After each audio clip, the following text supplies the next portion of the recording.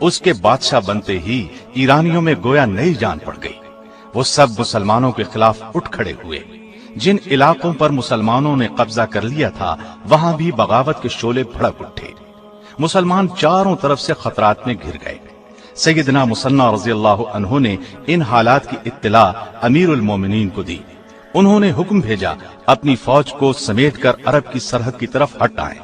انہوں نے اس حکم کی تعمیل کی، تمام فوجی دستوں کو جمع کر کے عرب کی سرحد کے قریب ذوقار کے مقام پر ڈیرے ڈال دیے اور سیدنا عمر کے نئے حکم کا انتظار کرنے لگے۔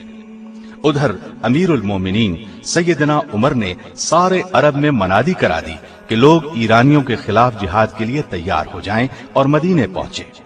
اس اعلان کے ساتھ ہی ہر طرف سے مجاہدین آنے لگے۔ اس طرح 1000 کا لشکر تیار ہو گیا۔ سیدنا سعد بن ابی وقاص رضی اللہ عنہ ان دنوں نجد میں قبیلہ حوازن کے عامل تھے۔ آپ نے وہاں سے 3000 مجاہد بھیجے۔ امیر المومنین مسلمانوں میں اتنا جوش دیکھ کر بہت خوش ہوئے۔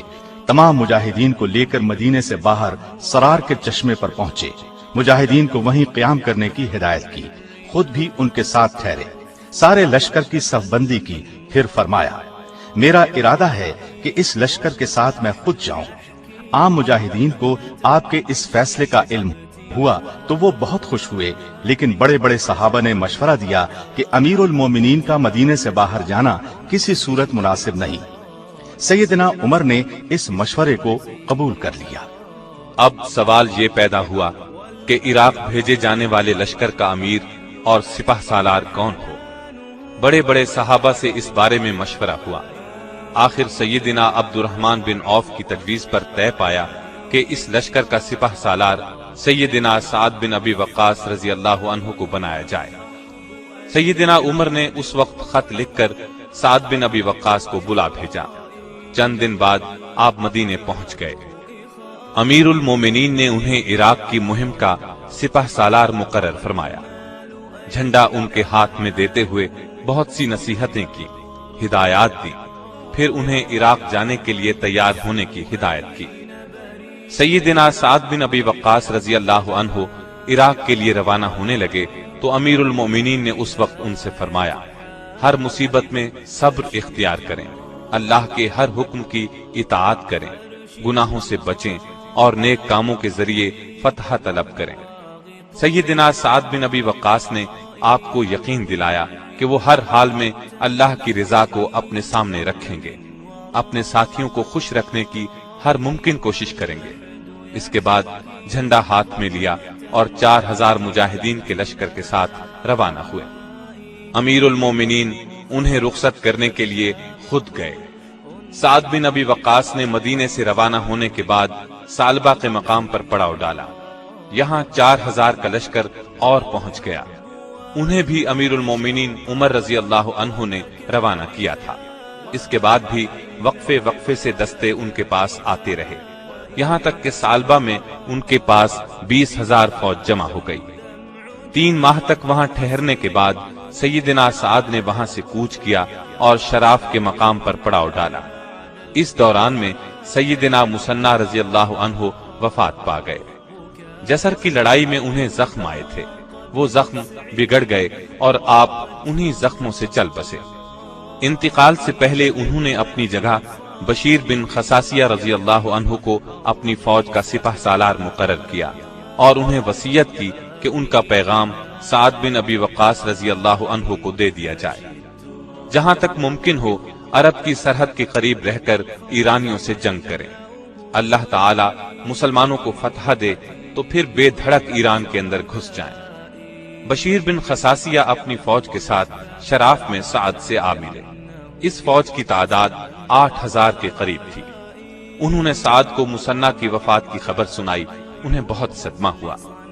شراف سے آپ نے تمام حالات امیر المومنین کو لکھ بھیجے، مثنی کی وصیت کا ذکر بھی کیا۔ جواب میں سیدنا عمر نے ان کی وصیت کی تائید کی اور سعد کو ہدایت کی کہ شراف سے کوچ کر کے قادسیہ کے مقام پر پڑاؤ ڈالیں۔ یہ ایران کا دروازہ ہے اور نہایت سرسبز و شاداب مقام ہے۔ امیر المومنین کا خط ملنے پر سعد نے شراف سے کوچ کیا۔ قادسیہ کی طرف روانہ ہوئے۔ راستے میں غدیب کا مقام آیا۔ یہ ایرانیوں کی فوجی چوکی تھی، یہاں وہ اپنے ہتھیار رکھتے تھے۔ اس چوکی کے پہرے داروں کو مسلمانوں کے آنے کی خبر ملی تو وہ بھاگ نکلے۔ اس طرح غدیب سے مسلمانوں کو کافی ہتھیار ملے۔ چند دن وہاں ٹھہر کر آخر سعد بن ابی وقاص قادسیہ پہنچ گئے۔ آپ نے وہاں پڑاؤ ڈالنے کے بعد ارد گرد کے علاقوں میں فوجی دستے بھیجنے کا کام شروع کیا۔ ان دستوں نے فوج کے لیے غلہ، مویشی اور دوسری ضروریات کی چیزیں مہیا کرنے کا کام کیا۔ جس وقت اسلامی لشکر عراق کی طرف بڑھ رہا تھا، ایران کا بادشاہ یزدگرد مسلمانوں سے مقابلے کی زبردست تیاری کر رہا تھا۔ بہت جلد اس نے ایک بڑا لشکر تیار کر لیا۔ اس لشکر کا سپہ سالار اس نے وزیر اعظم رستم کو مقرر کیا اور اسے حکم دیا کہ وہ تباہ کن حملہ کر کے مسلمانوں کو پیس ڈالے۔ رستم ایران کا نامی گرامی بہادر تھا۔ وہ 60,000 فوج کے ساتھ ایران کے دارالحکومت مدائن سے مسلمانوں کے مقابلے کے لیے روانہ ہوا۔ مدائن سے چل کر یہ لشکر سابات کی فوجی چھاونی پہنچا۔ یہاں ہر طرف سے امدادی فوجی رستم کے پاس پہنچنے لگے، یہاں تک کہ تعداد 1.5 لاکھ ہو گئی۔ رستم کی فوج اب مسلمانوں سے لڑنے کے لیے بری طرح بے چین تھی۔ یہ تمام خبریں سیدنا سعد نے امیر المومنین کو لکھ بھیجی۔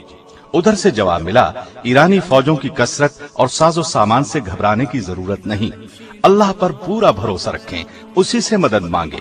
جنگ سے پہلے ایران کے بادشاہ کے پاس چند دانا اور بہادر لوگوں کو سفیر بنا کر بھیجیں، وہ اسے اسلام کی دعوت دے۔ انشاءاللہ اس دعوت سے ایرانیوں کے ارادوں میں سستی پیدا ہوگی، اور اگر ان کا بادشاہ اسلام کی دعوت قبول کرنے سے انکار کر دے تو ان کا عذاب بھی اسی کے سر ہوگا۔ امیر المومنین کا حکم ملتے ہی سیدنا سعد نے اپنی فوج سے 14 آدمی منتخب کیے۔ یہ 14 آدمی سادہ لباس میں صرف کوڑے ہاتھ میں لیے مدائن میں داخل ہوئے۔ وہاں کے لوگ ان حضرات کو دیکھ کر بہت حیران ہوئے۔ ادھر بادشاہ یزدگرد کو ان کے آنے کی اطلاع مل چکی تھی۔ اس نے اپنے دربار کو بڑی شان و شوکت سے سجایا۔ یہ لوگ دربار میں داخل ہوئے۔ بادشاہ نے عربی جاننے والے درباری کے ذریعے ان سے پوچھا، تم لوگوں نے ہمارے ملک پر حملہ کیوں کیا ہے؟ سیدنا سعد نے ان 14 آدمیوں کا امیر سیدنا نعمان کو بنایا تھا۔ انہوں نے بادشاہ کی بات کا جواب دیا، اے بادشاہ، ہم دنیا جہاں کی برائیوں میں مبتلا تھے، اللہ نے ہم پر رحم کیا، ہماری طرف اپنا رسول بھیجا، اس نے ہمیں برے کاموں سے روکا، نیک کاموں کی ہدایت کی، بتوں کی پوجا چھوڑ کر ایک اللہ کی عبادت کرنے کا حکم دیا، اس کے بدلے میں دنیا اور آخرت کی کامیابی کی خبر دی۔ ہم اس پر ایمان لے آئے، پہلے عرب کے مختلف قبیلوں کو اسلام کی دعوت دی، وہ ہمارے ساتھ ہو گئے تو ہمیں حکم ملا قریبی ملکوں کے لوگوں کو اسلام کی دعوت دیں۔ ہمارا مقصد لوٹ مار کرنا نہیں، اگر تم کسی کو اللہ کا شریک نہ بناؤ، ایک اللہ کو معبود مانو، سچے رسول پر ایمان لے آؤ تو ہمارا تمہارا کوئی جھگڑا نہیں، ہم صرف اللہ کی کتاب قرآن مجید تمہارے درمیان چھوڑ کر چلے جائیں گے۔ اگر یہ منظور نہیں تو تمہیں جزیہ دینا ہوگا، اس پر بھی راضی نہیں تو تلوار ہمارے تمہارے درمیان فیصلہ کرے گی، جزیہ دینے کی صورت میں ہم تمہاری حفاظت کریں گے۔ یزدگرد کو یہ جواب سن کر بہت غصہ آیا۔ اس نے گرجدار آواز میں کہا، تم سانپ اور چھپلیاں کھانے والے بھوکے ننگے لوگ ہمارے ملک کو لوٹنا چاہتے ہو، اب وقت آ گیا ہے کہ تمہیں سزا دی جائے اور دھکے دے کر اس ملک سے نکال دیا جائے۔ تمہارے لیے میں زیادہ سے زیادہ یہ کر سکتا ہوں کہ تمہارے اونٹوں پر غلہ اور چھوارے لدوا دوں اور عرب پر ایسا حاکم مقرر کر دوں جو تمہارا خیال رکھے۔ اس کے علاوہ تم کچھ اور چاہتے ہو تو پھر تمہیں ذلت کی موت ملے گی۔ ان 14 سفیروں میں قیس بن زرارہ بھی شامل تھے۔ چند قدم آگے بڑھے اور بادشاہ سے بولے، اے بادشاہ، ہم عرب کے شریف لوگ ہیں، تمہاری نفرت بھری باتیں اس قابل نہیں کہ تمہیں جواب دیا جائے۔ ہم تو اسلام کا نور تمہارے سینوں میں اتارنا چاہتے ہیں، اسلام قبول کر لو تو بہتر، ورنہ جزیہ یا تلوار، ایک چیز تو تمہیں قبول کرنی ہوگی۔ اس پر یزدگرد کے غصے کی انتہا نہ رہی۔ اس نے چلا کر کہا، اگر ایلچیوں کا قتل جائز ہوتا تو آج تم میں سے کوئی زندہ بچ کر نہ جاتا۔ اے دوسروں کے ملکوں کو لوٹنے والوں، تمہیں یہ خاک ملے گی۔ یہ کہہ کر اس نے بہت سی خاک دھول منگوا کر مسلمانوں کے آگے پھینک دی۔ ایک مجاہد نے یہ خاک اپنی چادر میں ڈال لی۔ پھر سارے سفیر اپنے لشکر میں لوٹ آئے اور سیدنا سعد کے پاس پہنچ کر इन अल्फाज में उन्हें मुबारकबाद दी। ए अमीर, मुबारक हो, दुश्मन ने खुद अपनी जमीन हमें दे दी है। इंशाअल्लाह अब हम जरूर उसके मुल्क पर कब्जा कर लेंगे। ईरानी सफीरों के वापस जाने के बाद यज़दगर्द ने रुस्तम को हुक्म दिया कि साबात से चलकर कादसिया पहुंचो और मुसलमानों को पीस डालो। हुक्म मिलने पर रुस्तम रवाना हुआ। उसके हर सिपाही ने जिराह पहनी हुई थी, हर तरह के हथियारों से लेस थे। घुड़सवार दस्ते में चोटी के सवार शामिल थे। जंगी हाथियों के कदमों की धमक से जमीन हिल रही थी। फौज के खेमे चमकदार रेशमी कपड़े के थे। रुस्तम सोने के तख्त पर बैठा था। ये लश्कर जर्रार कादसिया में अतीक के मकाम पर आकर रुका। रुस्तम ने हालात का जायजा लिया और सैयदना साद को पैगाम भेजा, अपना कोई भरोसे वाला आदमी मेरे पास भेजो ताकि सुलह की गुफ्तगू की जा सके। आपने उसकी ख्वाहिश पर 3 या 4 बार अपने एलची रुस्तम के पास भेजे, लेकिन कोई बात न बन सकी। आखिरी बार मुगीरा बिन शोबा रजी अल्लाह अन्हु बात करने के लिए गए। उनका शुमार अरब के निहायत दाना और बहादुर लोगों में होता था। वो बहुत लापरवाही से रुस्तम के दरबार में दाखिल हुए और उसके तख्त पर उसके जानू से जानू मिलाकर बैठ गए। ये देखकर दरबार में हलचल मच गई। शाही मुलाजिमीन ने आगे बढ़कर उन्हें तख्त से उतार दिया। इस पर सैयदना मुगीरा ने कहा, मैंने सुना था कि ईरान के लोग बहुत तमीज वाले हैं, लेकिन मुझे मालूम नहीं था कि वो एक शख्स को खुदा बनाकर तख्त पर बिठा देते हैं और उसे पूजने लगते हैं। अल्लाह का शुक्र है हम अरबों में ये रवाज नहीं है। तुमने खुद यहाँ मेहमान बनाकर बुलाया है, इसलिए मेरे साथ तुम्हारा ये सलूक मुनासिब नहीं था। रुस्तम ये सुनकर शर्मिंदा हुआ और कहा, ये मेरे खादिमों की गलती थी, लेकिन ये तो बताओ कि तुम अपनी इस पुरानी तलवार और छोटे छोटे तीरों से हमारा मुकाबला कैसे करोगे। इस पर मुगीरा ने कहा, बेशक मेरी तलवार पुरानी है, लेकिन इसकी धार बहुत तेज है। बाकी रहे तीर तो समझ लो आग का शोला छोटा सा भी हो, आग ही है। आग का काम जलाना है। इस पर रुस्तम ने कहा, तुम्हारी बेहतरी इसी में है कि यहाँ से चले जाओ, हम तुम्हारा पीछा नहीं करेंगे। इसके जवाब में मुगीरा ने तलवार के कब्जे पर हाथ रखकर कहा, अगर तुम अल्लाह का सच्चा दीन इस्लाम कबूल नहीं करते तो जिजिया देना कबूल करो, वरना तलवार हमारे और तुम्हारे दरमियान फैसला करेगी। इन अल्फाज के साथ ही रुस्तम गुस्से में आ गया। उसने ललकार कर कहा, आफताब की कसम, अब हरगिज तुमसे सुलह नहीं होगी। मैं कल तुम सबको हलाक कर डालूंगा। ये सुनकर मुगीरा ने कहा, बहुत अच्छा, जो अल्लाह चाहेगा वही होगा। इसके बाद वो अपने लश्कर में आ गए। सैयदना साद को रुस्तम के इरादों से बाखबर किया। आपने उसी वक्त मुजाहिदीन को लड़ाई की तैयारी का हुक्म दे दिया। दूसरी तरफ ईरानी लश्कर भी जोर शोर से तैयारी करने लगा। अब सैयदना साद को रुस्तम ने पैगाम भेजा कि तुम दरिया पार करके इस तरफ आओगे या हम उधर आएं। आप रजी अल्लाह अन्हु ने कहला भेजा कि तुम इस तरफ आओ। उस वक्त दरिया में पानी कम था। रुस्तम ने अपनी फौज को हुक्म दिया कि इस पर एक पुल बनाओ। फौज ने रातों रात निहायत मजबूत पुल तैयार कर दिया। दूसरे दिन रुस्तम ने बड़ी शान और शौकत के साथ दरिया पार किया।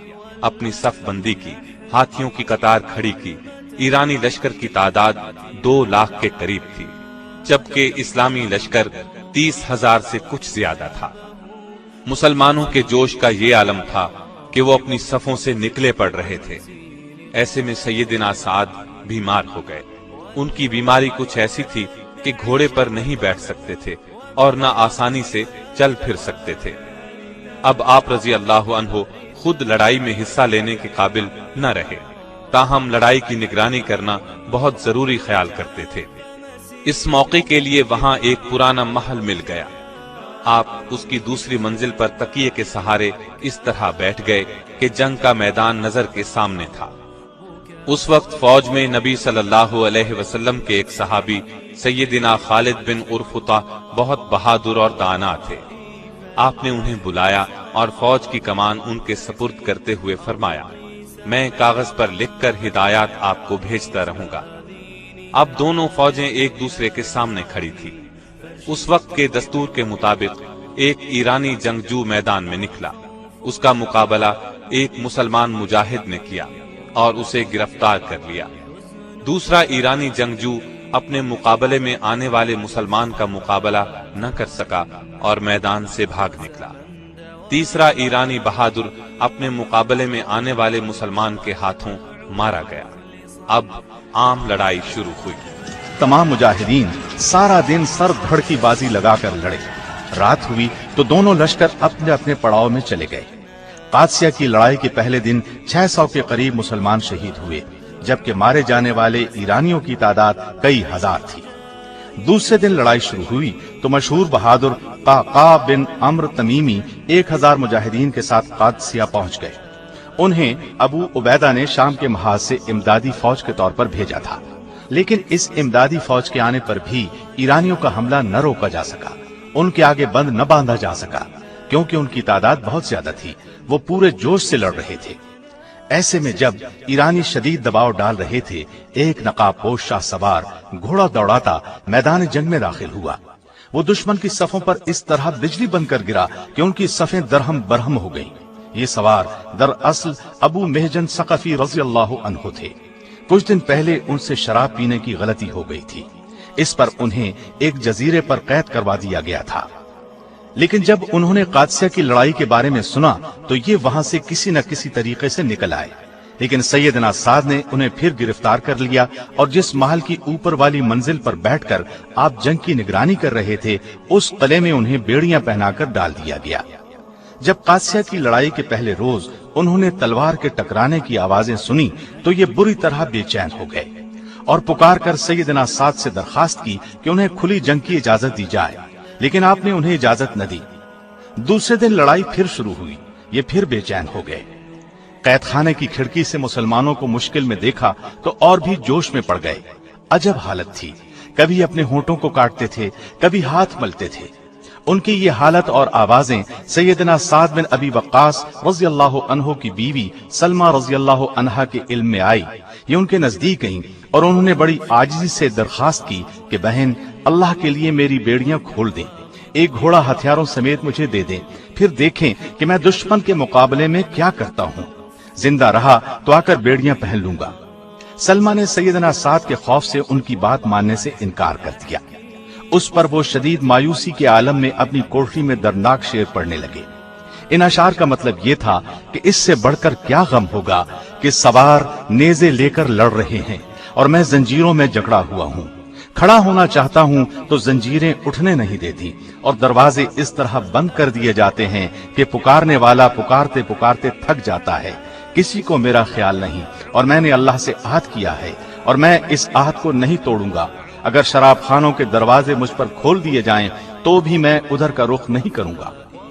سیدہ سلمہ رضی اللہ عنہا نے یہ اشعار سنے تو ان کی آنکھوں میں آنسو آ گئے۔ اسی وقت اپنی ملازمہ کو ساتھ لے کر قید خانے میں گئیں اور ان کی بیڑیاں کھول دی، پھر انہیں قید خانے سے استبل میں لائیں۔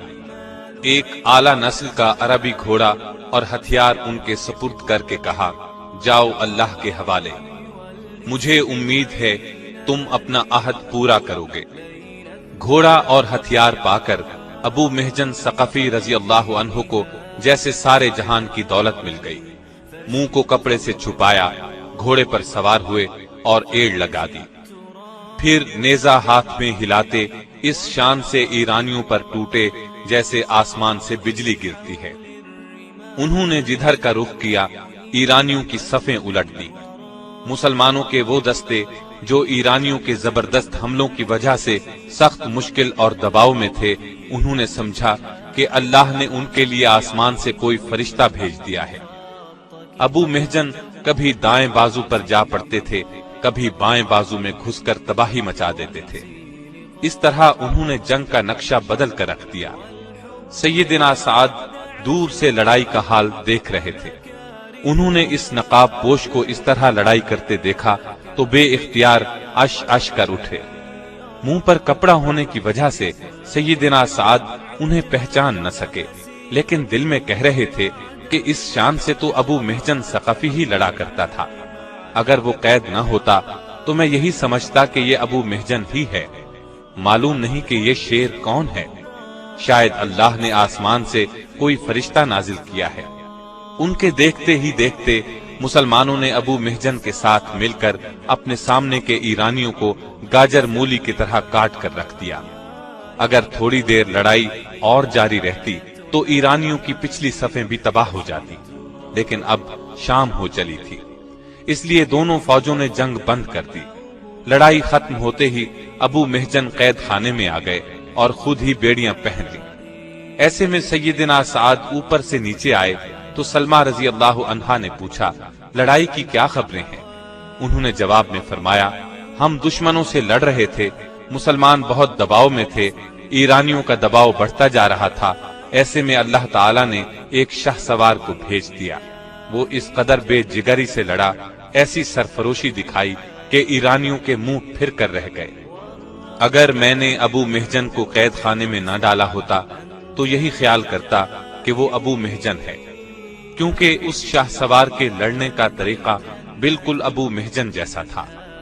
اس پر سلمہ رضی اللہ عنہا نے کہا، اے امیر، وہ ابو محجن ہی تھے۔ سعد یہ سن کر حیران ہوئے اور بولے، یہ کیسے ہو سکتا ہے؟ انہیں تو میں نے بیڑیاں پہنائی ہوئی ہیں۔ اب سلمہ نے ساری بات تفصیل سے سنائی۔ سیدنا سعد سن کر بہت متاثر ہوئے، ان کی آنکھوں میں آنسو آ گئے۔ آپ نے فرمایا، جو شخص مسلمانوں پر اس طرح قربان ہوتا ہو، اللہ کی قسم میں اسے قید میں نہیں رکھ سکتا۔ یہ کہہ کر آپ اسی وقت ابو محجن کے پاس گئے، ان کی بیڑیاں کھول ڈالیں اور محبت بھرے انداز میں گلے سے لگا لیا۔ ابو محجن بھی سچے مسلمان تھے، انہوں نے جذبات سے لبریز آواز میں کہا، اے امیر، شراب پیتے وقت میں سزا سے نہ ڈرا، لیکن اب اللہ کا خوف کرتے ہوئے عہد کرتا ہوں کہ آئندہ کبھی شراب کو ہاتھ نہیں لگاؤں گا۔ چنانچہ ابو محجن نے اپنا عہد پورا کر دکھایا، پھر زندگی بھر شراب کو ہاتھ نہیں لگایا۔ ابو محجن طائف کے رہنے والے تھے، قبیلہ بنو ثقیف سے تعلق رکھتے تھے۔ 9 ہجری میں رسول اللہ صلی اللہ علیہ وسلم کی خدمت میں حاضر ہوئے اور اسلام قبول کیا۔ ان کے لڑنے کا انداز ایسا تھا کہ ہزاروں میں پہچانے جاتے تھے۔ قادسیہ کی لڑائی کے علاوہ کئی دوسری لڑائیوں میں اس طرح جان توڑ کر لڑے کہ لوگ آج تک ان کی بہادری کی مثالیں دیتے ہیں۔ تیسرے دن لڑائی پھر شروع ہوئی، دونوں فوجیں پھر پوری قوت سے ٹکرائیں۔ سیدنا سعد نے ٹھان لی تھی کہ آج ضرور لڑائی کا فیصلہ کر کے رہیں گے۔ لڑائی شروع ہونے سے پہلے آپ کی ہدایت کے مطابق چند دستے میدان جنگ سے دور چلے گئے۔ ان میں سے ایک ایک دستہ تھوڑی تھوڑی دیر بعد تکبیر کے نعرے لگاتا میدان جنگ میں داخل ہوتا۔ اس سے ایرانی یہ سمجھنے پر مجبور ہو گئے کہ مسلمانوں کو مسلسل کمک پہنچ رہی ہے۔ اس احساس نے ان کے حوصلے پست کر دیے۔ اب شام ہو چکی تھی، لیکن سیدنا سعد لڑائی کا فیصلہ آج ہی چاہتے تھے۔ آپ نے خالد بن عرفطہ رضی اللہ عنہ کو حکم بھیجا کہ اپنے لشکر کی صفوں کو نئے سرے سے ترتیب دیں، اور جب میں تکبیر کا تیسرا نعرہ بلند کروں تو دشمن پر پوری طاقت سے ٹوٹ پڑنا۔ سیدنا خالد نے صفوں کو اس طرح ترتیب دیا کہ تیسرا نعرہ لگتے ہی دشمن پر کاری ضرب لگا سکیں۔ جنگی ہاتھیوں کو بھگا دینے کی وجہ سے مجاہدین کے حوصلے بلند ہو چکے تھے۔ وہ دشمن پر بھرپور وار کرنے کے لیے بری طرح بے چین تھے۔ ابھی سعد نے پہلا ہی نعرہ لگایا تھا کہ سیدنا قعقاع اپنے ساتھیوں کے ساتھ دشمن پر ٹوٹ پڑے۔ ان کا جوش دیکھ کر سیدنا سعد نے کہا، اے اللہ، قعقاع کو معاف کرنا۔ ایسا انہوں نے اس لیے کہا کہ ان کا حکم یہ تھا کہ تیسرے نعرے پر حملہ کرنا اور ان کی مدد کرنا۔ ان مجاہدوں کو حملہ کرتے دیکھ کر دوسرے قبیلے بھی تیسرے نعرے کا انتظار نہ کر سکے، انہوں نے بھی حملہ کر دیا۔ بہت دیر تک زبردست لڑائی ہوتی رہی، لیکن فیصلہ نہ ہو سکا۔ آخر سیدنا قعقاع رضی اللہ عنہ نے اپنے قبیلے کے ساتھ ایک اور زوردار ترین حملہ کیا۔ اس حملے نے ایرانیوں کے پاؤں اکھاڑ دیے، وہ بدحواس ہو کر پیچھے ہٹے۔ ایسے میں مسلمان لڑتے لڑتے رستم تک پہنچ گئے۔ وہ اپنے تخت پر بیٹھا لڑائی کا نظارہ کر رہا تھا۔ مسلمانوں کو اپنی طرف آتے دیکھ کر وہ بھی اٹھ کھڑا ہوا، اپنے دستے کے ساتھ ان پر حملہ آور ہوا، جان توڑ کر لڑا، اور مجاہدین جان کی بازی لگا چکے تھے، لہذا رستم اور اس کے دستے کی کچھ پیش نہ گئی۔ مجاہدین نے آن کی آن میں محافظ دستے کا صفایا کر دیا۔ رستم سخت زخمی ہو کر بھاگا۔ ایک پرجوش مجاہد بلال بن अलकमा ने उनका पीछा जान तोड़ कर किया। रुस्तम ने करीबी नहर में छलांग लगा दी। बिलाल बिन अलकमा कब उसका पीछा छोड़ने वाले थे, उन्होंने भी छलांग लगा दी और उसकी टांग पकड़ ली। टांग से पकड़ते ही उन्होंने उसे घसीट लिया और सर काट डाला। फिर खुद उसके तख्त पर चढ़कर बुलंद आवाज से पुकारा, मुसलमानों, मैंने रुस्तम को कत्ल कर दिया है। ये देखो, मैं उसके तख्त पर बैठा हूं और वो उधर मुर्दा पड़ा है। इस आवाज की गूंज पूरे मैदान में सुनाई दी। ईरानियों के पित्ते पानी हो गए, बदहवास होकर भागे। मुसलमानों ने उनका ताक़ुब किया और उन्हें अपनी तलवारों पर रख लिया। गाजर मूली की तरह उन्हें काटने लगे। अनगिनत ईरानी भागते हुए मारे गए। इस तरह मुसलमानों को अल्लाह ताला ने कादसिया की इस खौफनाक लड़ाई में फतह नसीब फरमाई। इस जंग में करीबन 30,000 ईरानी मारे गए। 8,000 के करीब मुसलमान शहीद हुए। मुसलमानों को बेशुमार माल गनीमत हाथ लगा। ये लड़ाई 14 हिजरी 635 ईस्वी को शुरू हुई। फतह के बाद सैयदना साद 2 माह तक कादसिया ही में ठहरे रहे। बेशुमार लोग मुसलमानों के हुस्न सुलूक और इस्लाम की तालीमात से मुतासिर होकर इस्लाम ले आए। कादसिया में 2 माह आराम करने के बाद सैयदना साद आगे बढ़े, शहर बाबिल और कूसा फतह किए।